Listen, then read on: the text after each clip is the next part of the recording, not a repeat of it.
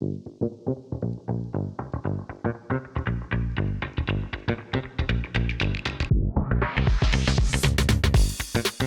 back to the Commerce Collective podcast brought to you by Flywheel.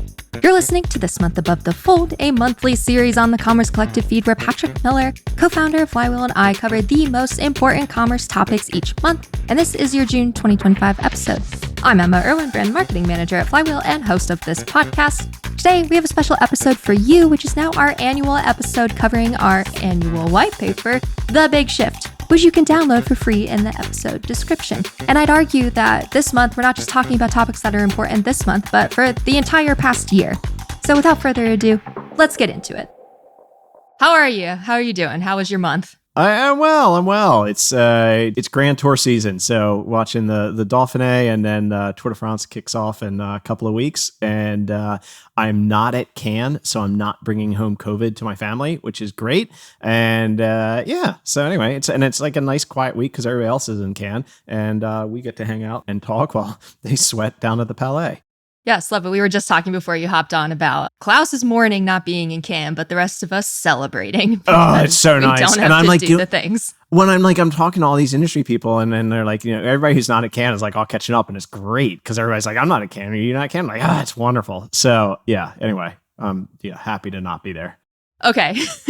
Today we are talking about the big shift. And so my first question for you is, of all the things we could have focused the paper on, we landed on return on consumer as the main subject of this magnum opus piece. Why are we pushing so hard for the return on consumer narrative? Is this what is truly going to transform how brands win in commerce? Well, it is people, that buy the things. So, whoa. And even longer term, it will be agents that may be buying the things. And so as we think through this, the collection of whether it is people or agents are ultimately making the decisions. And so if I'm a brand and I now have the ability to actually do a count of various cohorts of people or agents, well, I'd like to know, how much value they create for me long term. And so to me, it's a way of pushing through some of the conversations around incrementality and getting to the next step, which is, value creation, on a customer level. Do you think next year the paper will just be redefining ROI with return on agents? That'd be crazy. Although, I don't know, I keep using them, and it's it was ChatGPT was whining to me the other day that it didn't want to look on Amazon because it was too hard to search. And I'm just like, stop. But, and it's it's returning results, and it's not doing Amazon. And so I tell it to stop whining and go look at, Amazon. And Amazon has the best price and fastest shipping, and that's a great selection. And so some of this, I'm like, it's the same three vectors: it's price, selection, convenience. They already built it out. So how is an agent going to make a decision differently than a human? They're not. So. Gotcha. Okay, so we're going to essentially go through the kind of different section headers of the paper, and not all of them because I want to encourage the audience to actually read the paper. But we're going to start with talking about the beginning of the paper, which is the pursuit of ROI. And in order for us to push that ROI should be shaped by your brand's return on consumer, we have to cover why we've made that claim. And so, every single brand, retailer, even human, wants return on their investments. And for commerce, this equation was loosely defined as incremental sales growth divided by investment. There you go, ROI. Will you walk me through the background of why this equation just doesn't quite cut it in terms of accuracy, and then how the industry has tried to develop metrics and capabilities over time? So first off, in doing this, and it was really fun to, co-author this with you. Usually when we do these podcasts, I prep a lot. And this one, I was like, man, I wrote the thing with Emma. So I'm not going to prep.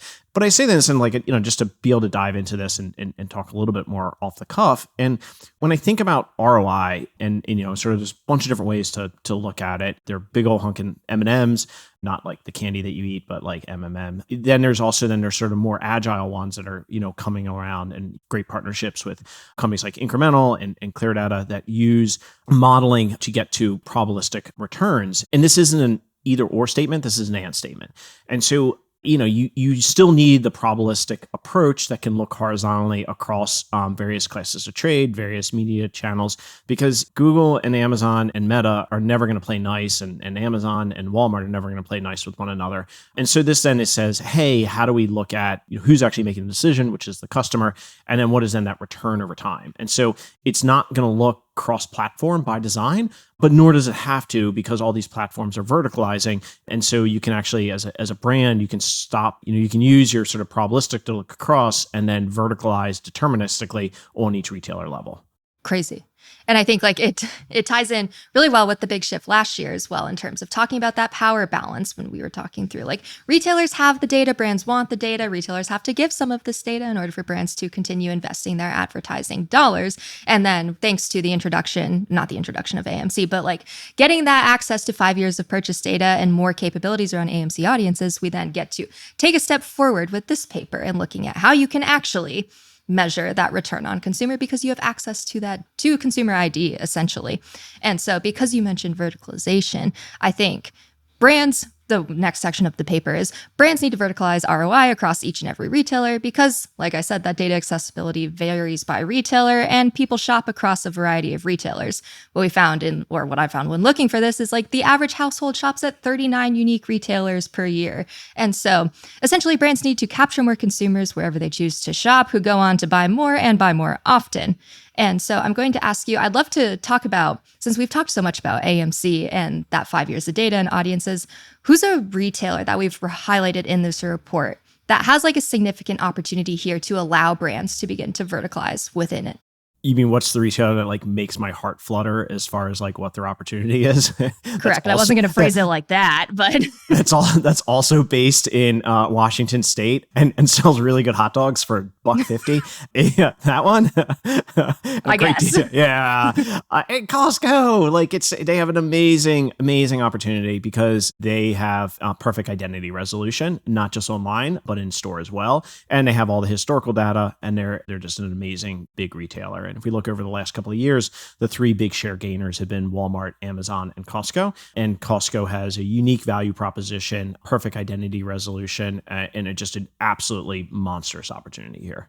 And if Costco were to start, which is part of the next section of the paper in terms of retailers verticalizing ROI, but if Costco were they will continue to build out the different capabilities and building those touch points for brands to interact with consumers throughout the funnel. Like, can you walk through how a brand would be verticalizing ROI there? I think that helps kind of conceptualize the brand's verticalizing part. Yeah, so the tricky here is that there's only two vectors that matter. There is signal and there is time.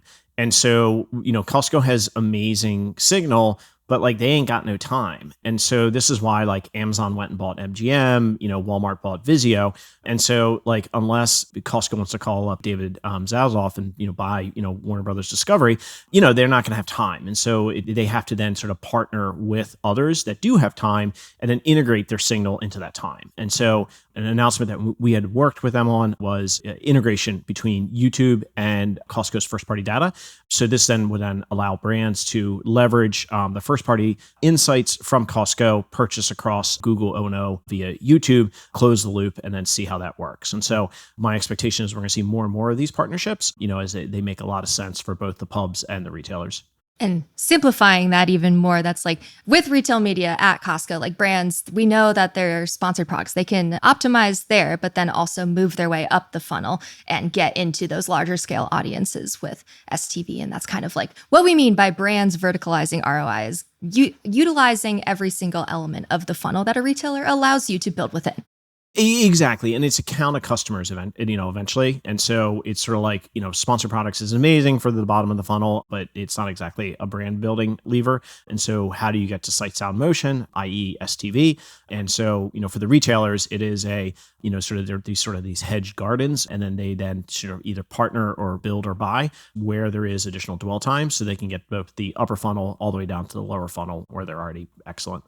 And what's been really exciting to see is all the announcements coming out of Cannes about all of these retailers partnering with the different streaming platform capabilities and whatnot. And it's kind of, as you said, validating everything that's within this paper in terms of the research of retailers realize there's a ton of value in these large scale audiences that you can measure.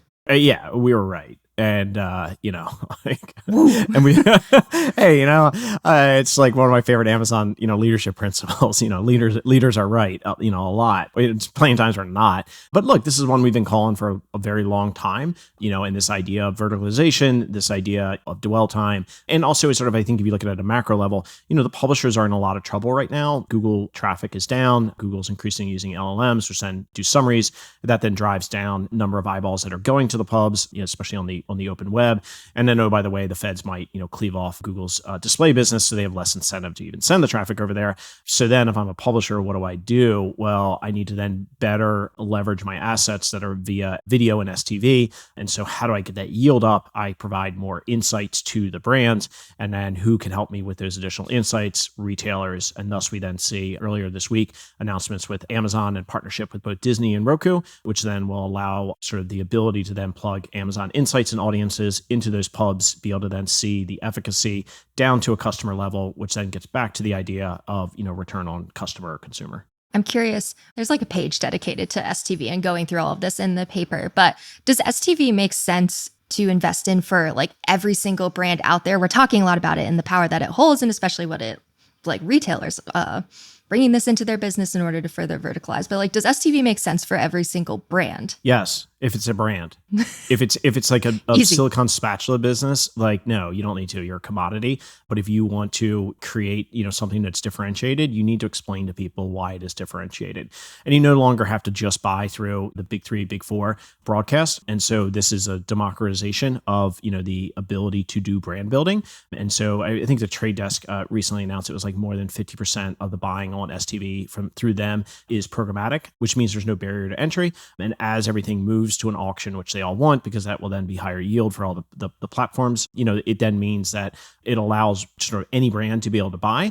And so then it becomes a question like, well, if I no longer have buying power as a big brand, where do I create advantages? That then gets back to how many insights do I have? How do I leverage, Amazon Marketing Cloud, Google trusted and encrypted environments, and other clean rooms to then create, more modeled audiences that leverage your own insights to give you an advantage. Something I was thinking through when I was reading the paper, again, even though I might as well have that memorized at this point, and turning it into like trying to make it make sense in a podcast format. But something I was thinking of is like in the paper, we make this argument, which ties back to the beginning of like ROAS just isn't a great metric. It focuses too much on short-term gains and conversions, leaves out kind of incrementality and considering if people would have made the purchases anyway. And then you brought in we know that sponsored products are awesome. They have won out the lower funnel. Do you think that the introduction of sponsored products is like what got the industry focusing so hard on those short-term gains and conversion because it was like such a innovative type of advertise or ad unit that came out? I would say you can't unsee ROAS. And so if I'm a brand, if I go back like 15 years ago and like when Zinnia was like, first getting off the ground, and, at first they weren't exposing it. And then they, all the brands were like, well, you got the data, Amazon, show it to us.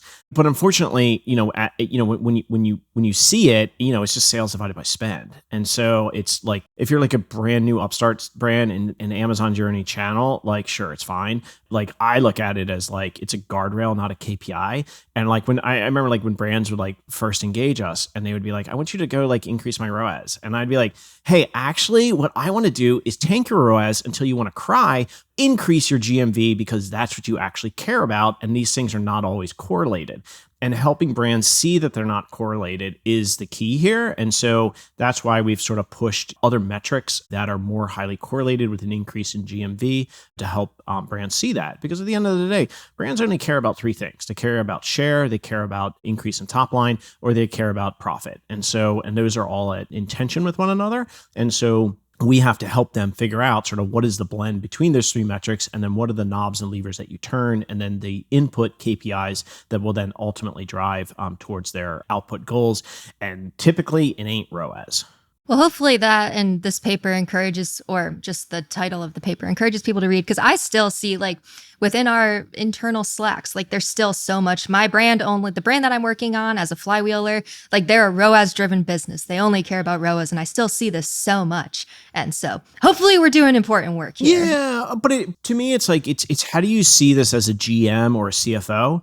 not necessarily as a marketer. And to me, this is the bridge to, sort of thinking like an owner and looking at this investment of what is the overall impact of this. And, ultimately, like, this is not a media business. This is a retail business. And, and it's like, yes, there is media, but it is a means to drive retail, both short and long term. And that doesn't mean that there isn't brand building. Brand building is really important. But ultimately, the reason you do brand building is to drive more POS. And so, which ultimately comes back to retail. Gotcha. Okay.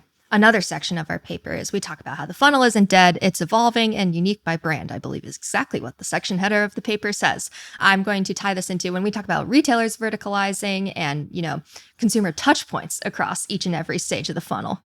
That then brings it back to brands and figuring out how to verticalize your ROI there. But that comes from, a lot of it is understanding what's going on in the funnel. And in the paper, we say that, there are these two key vectors to growing your funnel. There's increasing mass and then increasing passage of that mass throughout the funnel. And we state that, we can measure that. So I would love for you to tell me more about that and how we're thinking about measuring how people move through the funnel, just because we hinted at it last month, but I don't think it was like a one sentence. Yeah. So we think of it as sort of like funnel propagation. So it's count of customers by conversion event stage. And then of those count of customers, who then moves and who then stays and who then becomes a fallow asset. And so it is then seeing sort of like, okay, if customer is sort of moving down, the funnel with increased frequency, great, keep doing it. If customer, skips right to purchase, great, stop selling, stop hitting them with ads. If customer becomes fallow and it no longer is interacting or creating any sort of conversion event, and by conversion event, I don't just mean like they actually bought something, I mean all the intermediate steps, across the funnel, we'll then stop, serving them ads as well, because they clearly are saying, hey, I'm not interested. And this is a way, surfacing on the ladder, to sort of get rid of the false positives. One of the big, errors that we see is that customers accidentally hit, product detail pages, which will then, sort of accidentally pull them into sort of an in-market segment or a remarketing segment. If it was an accident, like, we don't want to hit that customer. And so we want to make sure that we are driving, as much efficacy as possible, and then being cognizant of each, stage of the funnel, and then what moves and where, which then takes into account sort of when am I brand building? When am I thinking about short-term transactions, and teaching brands and our colleagues, patience, because not everybody's going to get to the purchase right away, which then gets into sort of the, cognitive load of the various ASINs, which is typically the inverse of ASP. And so, which is also then sort of how long we should expect the propagation of the funnel to take. The number of times I've accidentally clicked on a sponsored product ad and then they just hit me for months. And I'm like, it's not irrelevant. Please, offer me an option to send you an email and tell you to stop. But also, you should know that yourself, brand. Ads. It's just stop lighting $100 bills on fire. I know your ROAS looks great, but this is corollary, not causal. What on earth are you doing? Yeah, it's so frustrating, especially working in this space, because it's why? I'm not the right person. Stop. Okay. Yeah. Oh, gosh. And then, of course, I'll close us out on that section in terms of just mentioning AMC audiences are then your connective tissue to figuring out, okay, we know who we need to be hitting with our ads, and AMC audiences let you pool them all together and then correctly hit them with your ads after you know if you should or shouldn't be doing that. My last section for you with our 3 minutes that we've got here is we do a lot of the papers focused on Amazon, because Amazon really gives the most visibility into consumer ID. We do mention that there are other retailers. Obviously, every retailer is on a path to figuring out how to kind of unlock being able to provide return on consumer to brands. And Instacart and Trade Desk did a cool kind of partnership where they are offering closed loop measurement for offsite campaigns using Instacart's first party data or audiences, one or the other. Is there anything else happening out there that makes you excited that is not Amazon related, relating to how retailers are verticalizing here? They're all trying to figure this out. They all see, the opportunity. The one I'm really excited about is how, Walmart integrates, within Vizio. And so that one's such a big opportunity. There's a lot of work, they have in front of them, but that's just, 90% of US consumers are, going to a Walmart, annually. They have 4,800 stores, tying the brick and mortar to the online to the advertising across, Fortune 1. That's a big one. And that's a really hard one. The team's been working on it for, a long time, but I'm excited to see, what they do there. Got it. All right. Thank you for your time as always. Thank you. And that's it for this month's Commerce News. Join us next month for our recap of what happened and what's interesting in commerce. I'm Emma Irwin, and we'll see you next time.